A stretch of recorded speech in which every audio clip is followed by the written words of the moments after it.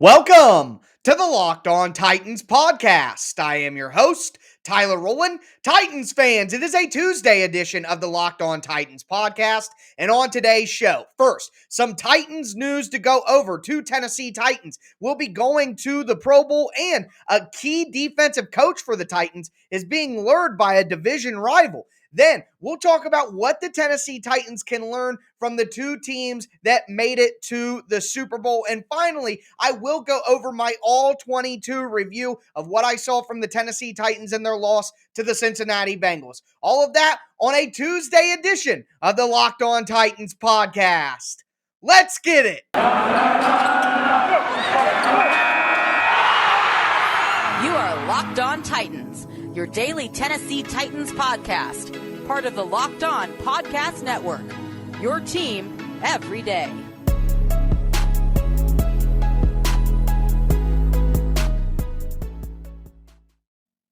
Titans fans, it is a Tuesday edition of the Locked On Titans podcast. Like I said, we do have a lot of Tennessee Titans news to get into. Before we do, got to thank you guys for making the Locked On Titans podcast your first listen every day. If this is your first ever listen to the Locked On Titans podcast, make sure you subscribe on whatever platform you do stream. Remember, I am going to be putting out daily, Monday through Friday, Tennessee Titans content, not only during the season, but all year long. Make sure you never miss out by subscribing on whatever platform you do stream. Subscribe to the Locked On Titans YouTube channel. Smash that notification bell so you know when all of my content goes live. Check me out on social media at Tic Tac Titans on Twitter, at Locked On Titans Pod on Facebook. Also, just want to remind you guys, the next 3 shows of the week, we are going to be going through all of the 18 games the Tennessee Titans played, kind of go through that Titans coaster one more time. So wanted to make sure I let you guys know all about that. Now let's dive into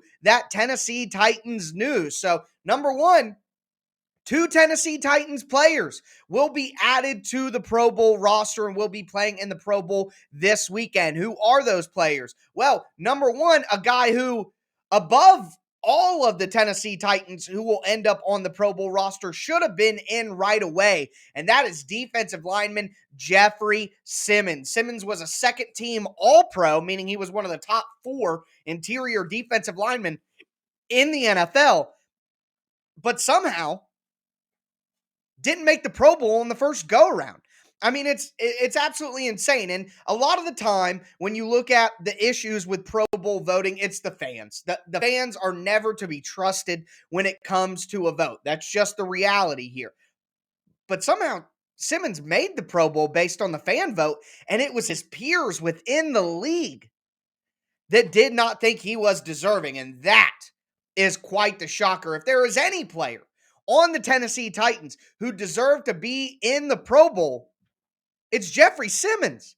Kevin Byard's right there with him, but just insane that Simmons didn't make it on the first go-round. But I guess no reason to cry over spilt milk. Simmons will get that Pro Bowl spot, and I got to say, and I'm sure Simmons would agree, much rather Simmons not be able to play in the Pro Bowl because he'll be playing in Los Angeles. But unfortunately, as we know, that did not happen. But Simmons will be taking over the spot for Kansas City Chiefs interior defensive lineman Chris Jones, who has bowed out of the Pro Bowl due to an injury reason. This is Jeffery Simmons' first Pro Bowl appearance, and I expect a lot more to come after this. The other Tennessee Titan that made the Pro Bowl, I thought there would be a Tennessee Titans offensive lineman that snuck in there as an alternate, but it's not the one I expected. I thought it would be tackle Taylor Lewan, but turns out it's going to be guard Rodger Saffold, who will be replacing Indianapolis Colts guard Quentin Nelson, again, due to injury. Saffold, I thought this was crazy, and I had to go back and double check when I saw it, but this was will be Rodger Saffold's first Pro Bowl appearance ever.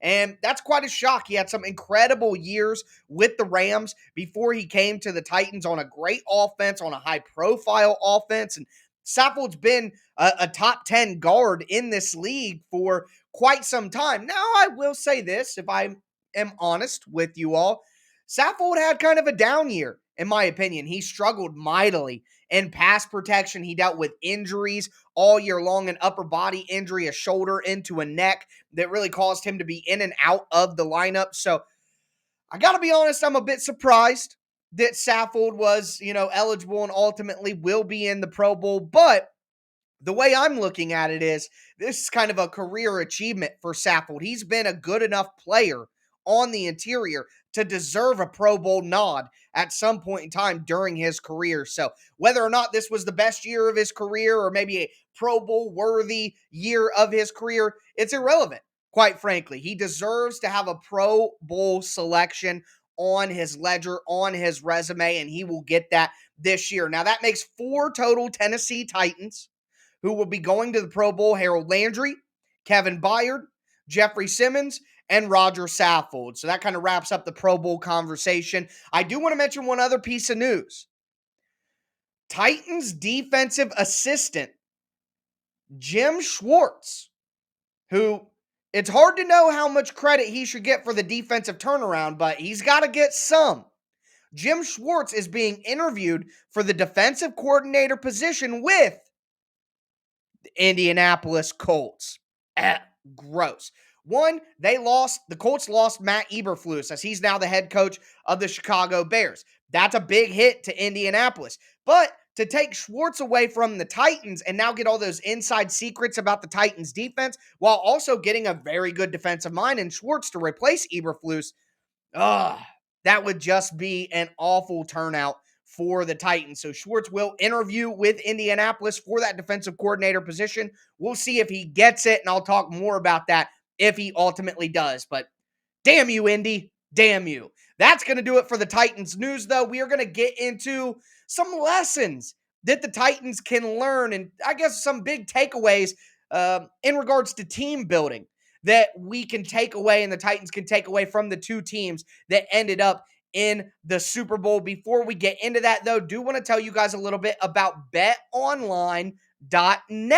There might be less football being played, but betonline.net has way more odds and info for this playoff season, from scores, totals, player performance props to where the next fired coach is going to land. BetOnline is the #1 spot for all things NFL betting in 2022. And it's not just football. BetOnline.net's got basketball, hockey, boxing, UFC odds that you could take advantage of, and the coverage is the best in the business, from sports right down to your favorite Vegas casino games. BetOnline is your #1 online wagering destination.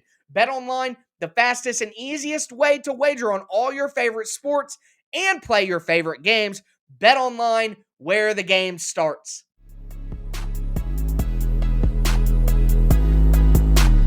Titans fans, we are going to continue with this Tuesday edition of the Locked On Titans podcast. Just talked about the latest Tennessee Titans news. 2 Tennessee Titans added to the Pro Bowl. That makes 4 total that will be going from the Titans. Jim Schwartz being interviewed by the Colts for their defensive coordinator position.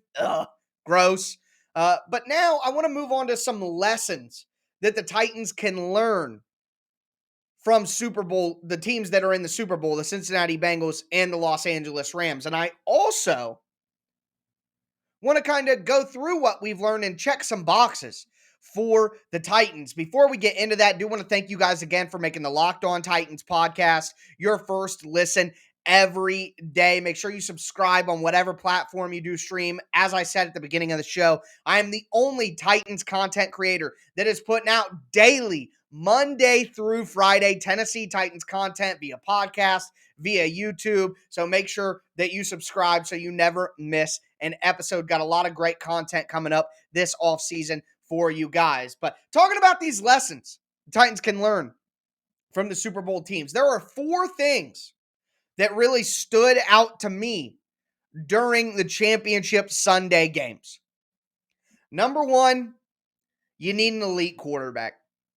To be in the conversation, you need an elite quarterback. That's just the reality here. And yeah, you may be able to get by like San Francisco and Jimmy G went to the Super Bowl a couple of years ago, but there was a big play in the 4th quarter where there was a wide receiver streaking wide open down the middle of the field that would have basically sealed the win for San Francisco. And guess who missed the throw?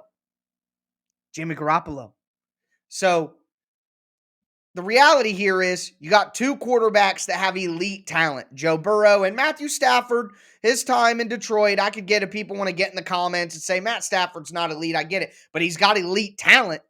And that's what we all know. That's what we've always known.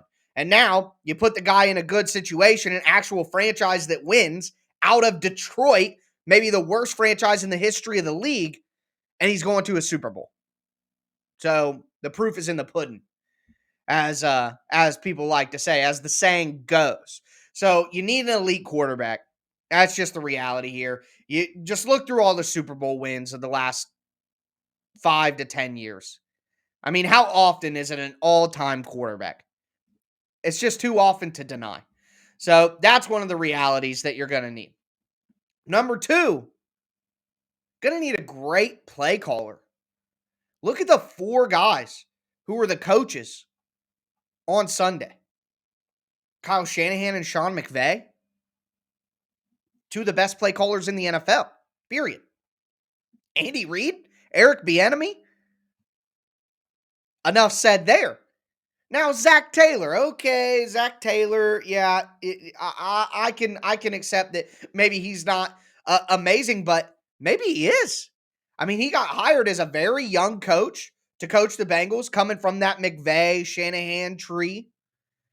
And even with a terrible, absolutely terrible offensive line, the Bengals still find a way to score points and win. Now, a lot of that has to do with Joe Burrow. A lot of that has to do with the weapons that he has. But somebody's calling the plays. Somebody's organizing things. Somebody's installing game plans every week that have allowed them to go to the Super Bowl. Zach Taylor. Got to give him his credit here. There's no way around it. He deserves credit for what he's done with this team. So, elite quarterback and a great play caller. Those are the 2 things that the Titans are missing. But the next 2 things. Number 1, you got to have a stud wide receiver. Okay, look at Kansas City, Tyreek Hill, Cincinnati, Jamar Chase, San Francisco, Deebo Samuel, Cooper Kupp on the Rams. I mean, one freak, elite, top 10 wide receiver. And Titans fans, here's where the good news comes. The Titans have that. A.J. Brown is a certified stud. When A.J. Brown's healthy, he's a top 10 wide receiver in the league. He's a freak. You got to pay attention to him. The entire defense has to pay attention to him. Takes all that attention, incredible gravity on the field for A.J. Brown. So the Titans have that. Boom. Check. Good to go. Titans have that. Stud wide receiver. Thank the heavens. That's one. And after this offseason, A.J. Brown's going to be locked into being a Tennessee Titan for a long, long time. And that's exactly what we need, because here's what I'll say to you guys.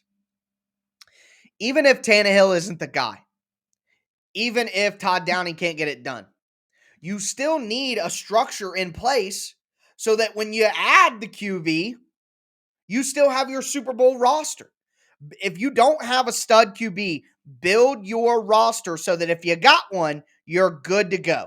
And that's really where the Titans are at right now. So I know it's not where Titans fans want to be, but it's not a bad place to be either. And then the 4th and final thing that really stood out to me is great defensive line play.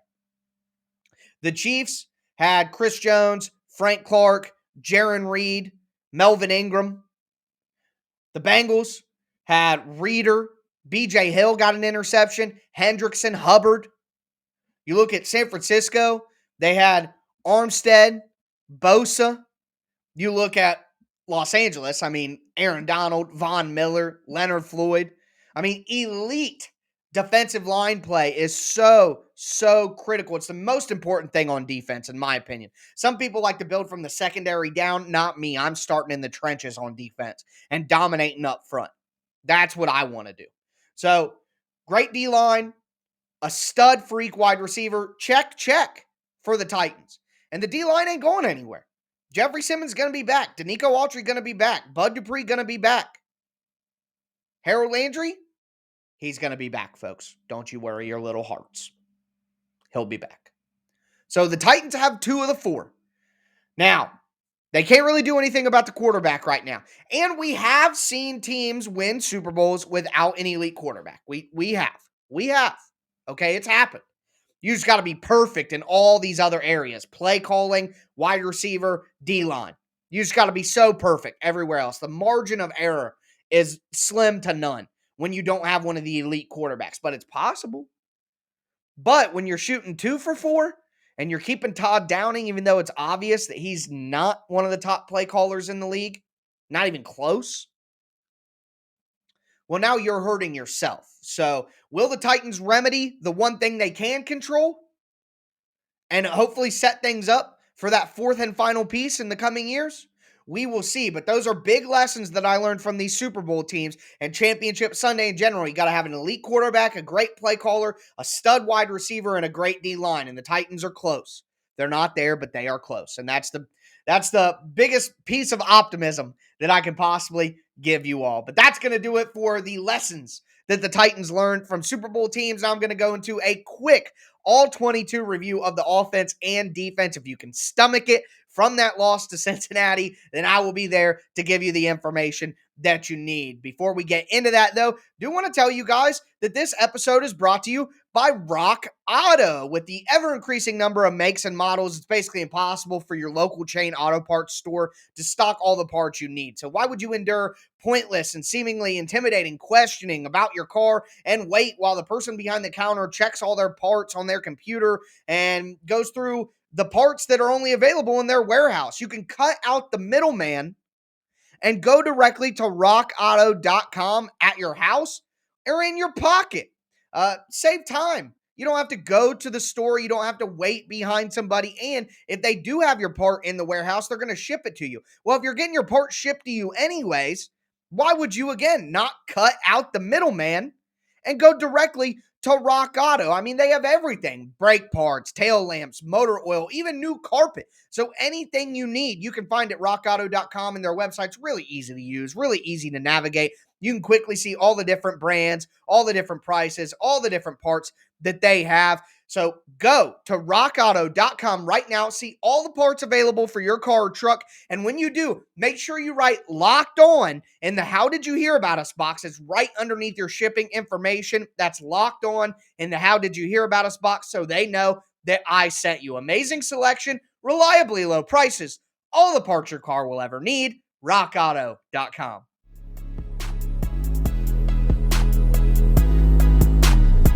Titans fans, let's cap off this Tuesday edition of the Locked On Titans podcast by doing a little all 22 review of the Tennessee Titans loss to the Cincinnati Bengals in the divisional round. It hurts, but we still need to go through it. Before we get into that, though, do want to thank you guys again for making the Locked On Titans podcast your first listen every day. As for your second listen, I told you earlier in the show where to make your bets at betonline.net. But now I want to tell you where to get the best advice you can get before you place those bets. And that's on the Locked On Bets podcast, presented by the Locked On Podcast Network. You got your boy Q and handicapping expert Lee Sterling doing the hosting. They're going to give you daily picks, upset specials, Lee Sterling's lock of the day. Make sure you guys check out the Locked On Bets podcast anywhere you can find podcasts, and always free. But diving into the tape here, stepping into the film room, it hurt.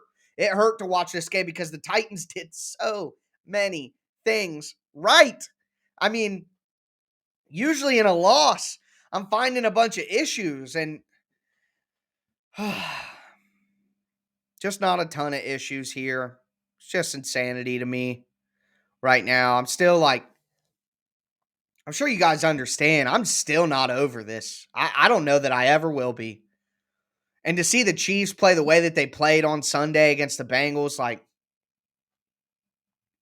if Tannehill just doesn't throw that RPO interception, his second interception, if he just doesn't throw that pick, I mean, the Titans ran for like 70 yards on 3 plays, and the first pass play of the drive at the 9-yard line, and it's a pick. Like, I firmly do believe that if the Titans beat the Bengals, the Titans are in the Super Bowl right now. Like, I really believe that. And I may be wrong. But, man. Anyways, let's dive in here. So, on the offensive side of the ball, the Bengals came out like the Dolphins, and they played 6-1 up front. 4 down defensive linemen, 2 outside linebackers, and then a linebacker in the middle. Typical alignment. The Titans went a lot of 2 tight end against that, trying to stack one side, but they didn't have a lot of success against that. So the Titans said, screw it. We're going to go with 11 personnel and treat Nick Westbrook-Akina like a tight end. So we saw them do that. Got to mention, Cincinnati did a good job of bringing defensive back blitzing off the slot. A lot of times they were able to confuse Ryan Tannehill and confuse the pass protection because they weren't expecting a blitz to come off of the slot like that. So good job by Cincinnati there. Also, do got to mention, Cincinnati played mostly man in this game. Now, there were some times where they would show man coverage, like on the first interception of the game. There's a slot cornerback guard. Titans have two wide receivers to one side, twins. Okay. The Bengals have two cornerbacks over there, though.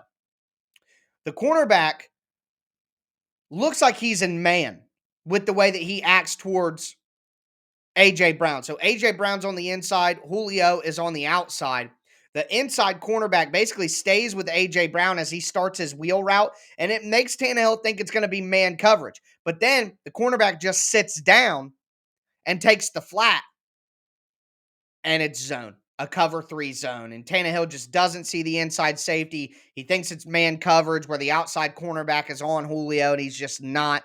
Completely confused Tannehill on the first play of the game. And they did that little mix throughout the day where they'd show mostly man, but every now and then they'd flip it to zone, even though they show man at the beginning of the snap, and Tannehill was just flustered all day long. Couldn't really get much going for the most part. Back to that RPO interception. So the Titans ran an RPO earlier in the game. RPO, read pass option. Ryan Tannehill fakes that handoff to the running back and then tries to throw a quick screen to Chester Rodgers. You guys know the play that I'm talking about. Well, one, my big issue is the Titans ran that same exact play early in the game, and the cornerback came off the edge and almost tipped the pass and got the interception on that one. So, one, that's a problem in itself. Cincinnati immediately diagnosed that play and knew what was coming when the Titans lined up in that formation with two wide receivers to the right-hand side in shotgun with the running back on the left side. They knew what was coming when the Titans lined up in that formation. That's film study, and that's predictability from Todd Downing. But more than that, okay? You're running that play to Chester Rodgers. The Colts don't have a good wide receiver group, and they let Chester Rodgers go off their practice squad this year. The Titans cannot throw space routes to Chester Rodgers ever again. The guy is barely an NFL player, okay? That's just the reality. He's barely an NFL player. He should be a practice squad guy. And you got him as your third wide receiver, and you're throwing bubble screens to him off RPO action. The first one was complete, and Rodgers got 2 yards because he's just not a good player. Chester Rodgers is a practice squad level player. And your goal is, hey, we want to get our athletes in space. But the athlete is Chester Rodgers. That's not a good setup. Put AJ in the slot then and have Westbrook-Ikhine be out there instead of Rodgers. At least get it to somebody worth a dang. We're scheming up plays for Chester Rodgers in space. I mean, you want to be mad at Todd Downing, there you go. So, of course, the Titans tried to run that same exact play on the interception, and this time Mike Hilton did get hands on it because he knows what's coming because the offense is so predictable. That's literally like the only RPO action we run. We've run a slant to Julio one time in Week 18, a play that I diagrammed after that game. Just so predictable. And even if the play works, you're getting it to Chester Rodgers. What are we doing? And then you could pound the fact that the Titans ran for about 70 yards on 3 plays before that play. Why are you throwing the ball and why are you in shotgun? He's a great coach. He's a hard worker. Thanks, Mike. Thanks. Great analysis of Todd Downing. Sounds like you're keeping him. Awesome. Awesome stuff. Great. So that's kind of the stuff that stuck out to me on offense. On defense, the Titans played nickel all game. Nickel means 5 defensive backs. They weren't worried about Cincinnati running the ball whatsoever, and they shouldn't have been. So the Titans defense really morphed into a nickel-only defense for a lot of the time throughout the year because they're so confident in their front 6 guys to stop the run, and they should be. The Titans showed a ton of too high. Basically, every single play, the Titans showed too high safety looks with Amani and Kevin Byard back. Now, they rolled a lot. They'd roll a safety down and go into single high, but they were going to show a 2-high look every single time. And one thing that I noticed was when they rolled the coverage and they rolled the safeties, one safety comes down, another safety goes into the middle instead of both being high. They rolled away from Jamar Chase to make sure that their slot cornerback was on Chase's side instead of having the safety and the cornerback on Chase's side. So I like that. Also do want to mention the Titans did run some cover 2 invert, which I was projecting before the game, but they ran a lot of cover 3 cloud. Now, what's cover 3 cloud? Well, first, before we get into that, we got to discuss what cover 3 is. Cover 3 in general is the field being split into 3 segments. The 2 outside cornerbacks have the outside thirds, and 1 safety has an inside third. Well, cloud cover 3 is when instead of having 2 cornerbacks and a safety play cover 3, you have 2 safeties and 1 cornerback play cover 3. And the Titans were using the cornerback opposite of Jamar Chase. So it more often than not be Jackrabbit Jenkins. So now you have Amani Hooker and Kevin Byard covering 2 of the deep thirds with Jackrabbit Jenkins covering the other deep third. And that would allow Christian Fulton to stay tight up against Jamar Chase so that you didn't give Jamar Chase easy opportunities underneath. So I loved seeing that cover 3 cloud coverage from the Titans. An incredibly smart defensive game plan that led to 9 sacks. Oh! I'm sorry, I know that was probably loud, but I'm just so distraught, guys. I can't help it. The Titans were stacking the line of scrimmage on 3rd and short because the Bengals were going into empty. So if the Bengals were in a 3rd and short situation, the Titans were crowding the line of scrimmage, putting 6 or 7 guys up there and getting a free rusher, making Burrow get rid of the ball quickly. And it worked a ton. It worked a ton. Whew, man. I will say a good counter by the Bengals, though. What they were doing is, in the second half, and this is how they got the Mixon touchdown run on the first drive of the second half. What they were doing is they were taking a wide receiver on Higgins' side, and they were motioning him over to Chase's side, usually Tyler Boyd. And what would happen when that took place is the Titans would have Elijah Molden flip over to go with the slot wide receiver, and they would switch the linebackers as well, David Long and Zach Cunningham. And what that would do is that would leave a ton of space on the backside, and they were running zone runs that put an emphasis on a cutback.